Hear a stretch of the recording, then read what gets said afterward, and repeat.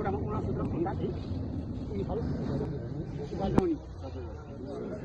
चन्दनमा पानी हाल्ने अक्षतामा पानी हाल्ने ओम तेज करम पात्र आएन त्यसमा पुरा तेज करम पात्र आएन पाँचजन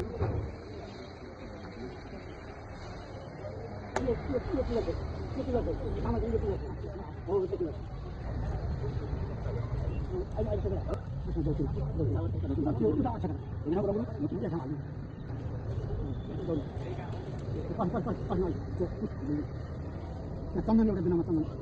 बोलाइ जो जसले भ्यान्छ यहाँलाई एउटा माला ल्याइदिन्छ जस्तो भएको दुईटा ल्याइदिन्छ सिधै लिउन के काटिनु जायो के यार दुईटा ल्याइदिन्छ लिउने डिपार्टमेन्ट राख्दै बाबु हजुर कोपी भएछ कोपी खाने फेरि कोपी चाहिएन नि कोपी भएछ नि हस् बेलुका ल्याइदिनुहोस् आइदिनुहोस् हस् अब त्यो खानु हजुर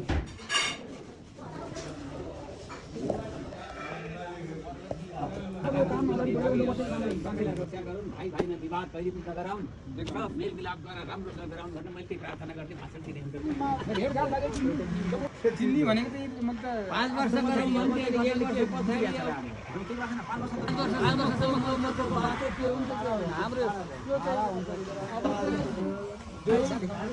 हुन्छ ल आउनु आउनु त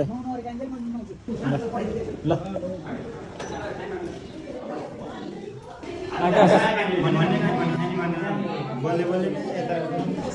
धेरै यो घिउ चाहिँ बरु निकालेर अलिक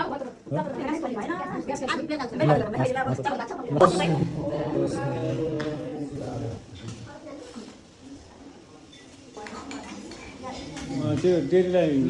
नुहाइदिनलाई गर्नु छ पसिना आसन दिन त म खान्छु खाने मान्छेले होइन के हुन्छ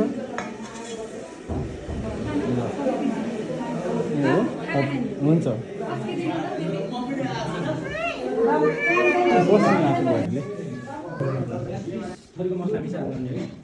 यस्तो हिँडिदिन्छ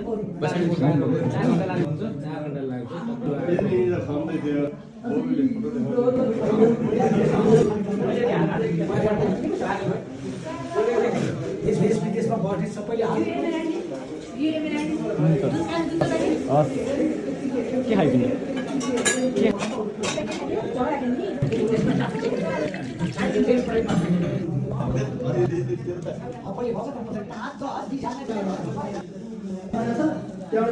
जस्तो